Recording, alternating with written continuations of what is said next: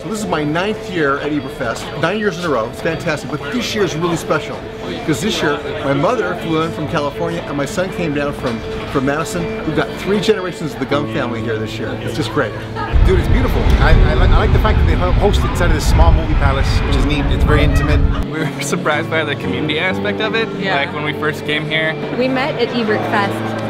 That's right. Probably about 5 or 6 years ago. We've been sitting together ever since. This is our 11th year. We've been coming straight for 11 years. We plan to come every year as long as the Ebertfest is going. We're totally addicted. We just love the festival. We love Champaign-Urbana. We love the people here, and it's made just, lots of friends. oh, it's just so wonderful. We look forward every year to coming here. Yeah, the highlight of our year, usually. Indeed it is.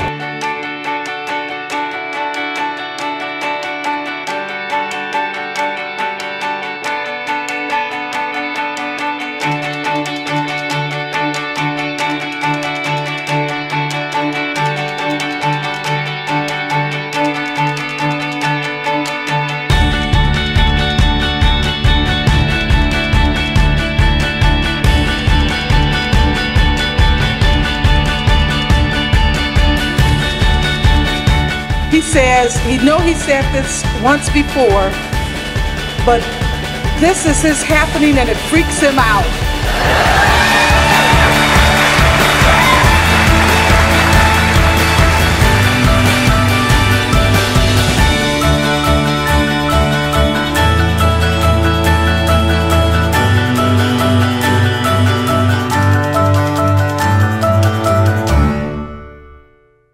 Yeah, I'll turn it away. You got the golden thumb? You know what? Here we go.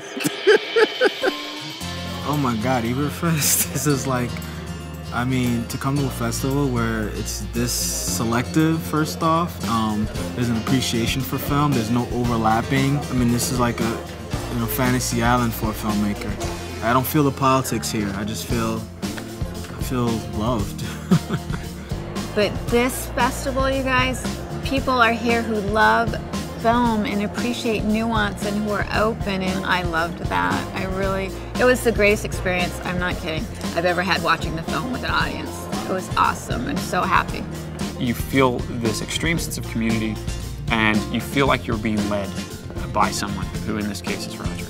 And that's an amazing thing. I mean, that's what creates the community. And it's unlike any other film festival I've ever been to as a result of it. This really is the way that film should be seen. I mean, me and Roger were talking earlier at dinner, and you know, he wrote down it's the only way to see a film, you know, and he's right, you know. This is the best festival that I've attended. It's like phenomenal.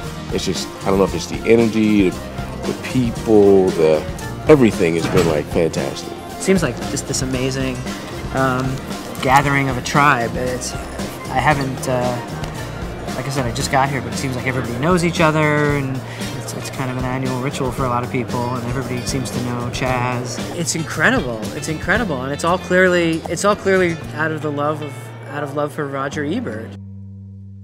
For me, I just implicitly trust Roger to choose movies that I'm going to like. I've always admired him as a reviewer, as a writer. He's pretty much the only reviewer that I really trust for movies. So. Yeah, he's the go-to critic for me. And so my first introduction to film in terms of what's good and what's not came through Roger. And as it was in his program with Gene Siskel, when they talked about films, I was hanging on every word. And it was very much the place that I kind of started to see films as something more than just entertainment, but a means of communication that was meaningful and could change the world. And I have very, very strong memories of us watching Ebert on TV as a kid, and it's incredible how much his words mean to people. And I felt that in a very strong way. It was a household name. You know, we have the thumbs up. Like, it's a household name, and it's an important name that has weight to it. I just got to meet Roger Ebert a half an hour ago, and I'm still trembling. Yeah, I remember when he first mentioned, like, my name, like, and talked about me, and just thinking, like, I'd crossed into some parallel dimension. It just seemed beyond comprehension, you know. I can't think of anybody with such status in the world of film and with such heart. You know, that very few people actually have such a big heart, because usually they are full of compromise, because that's what film does to people. He is not.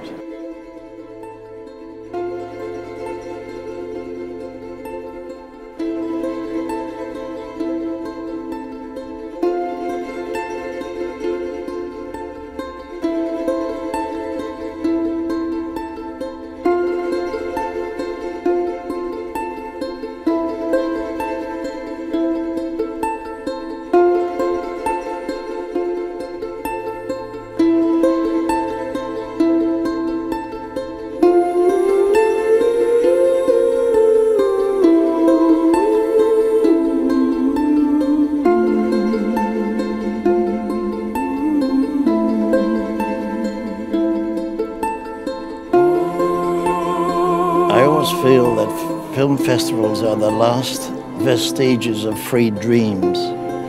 You know, there's a love and a passion for film, and the love and a passion for Roger, which is wonderful, because film has the ability to unite us all, to explain who we are, to make us aware of our deeper grounds, and to play with the inner and the outer, and to show us what beauty is and what hell is, etc., etc.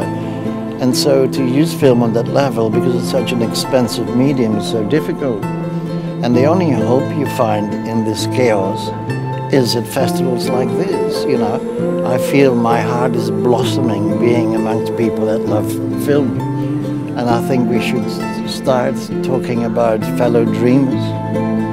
And fellow dreamers indeed are here. This is quite a unique festival, and I've been to many, of course.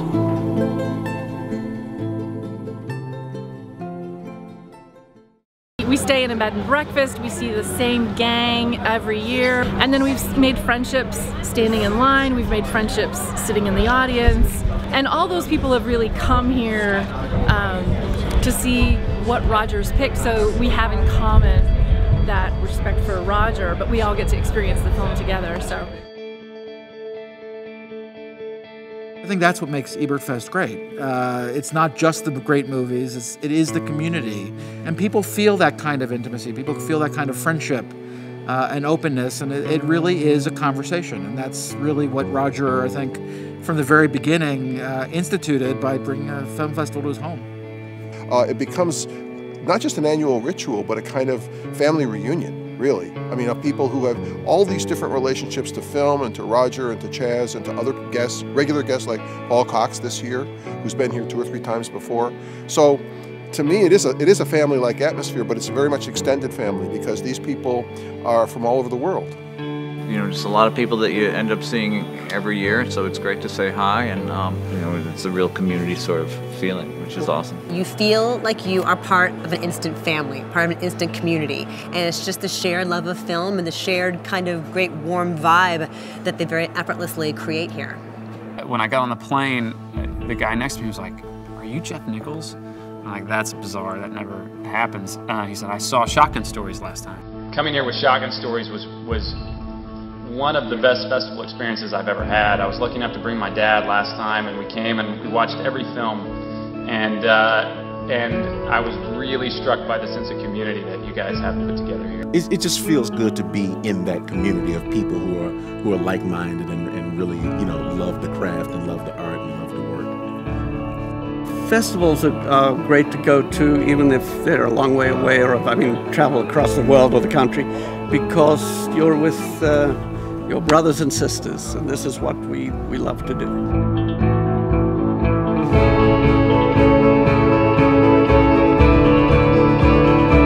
I love coming back year after year, but it's not just about the movies, it's about the people.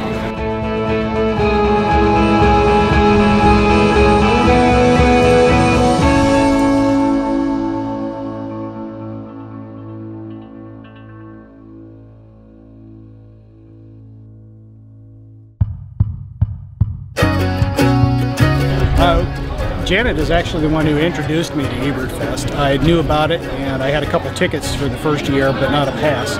And she had actually seen a lot more, so we decided to get some passes. And we've been seeing each other through Bible study we were involved in.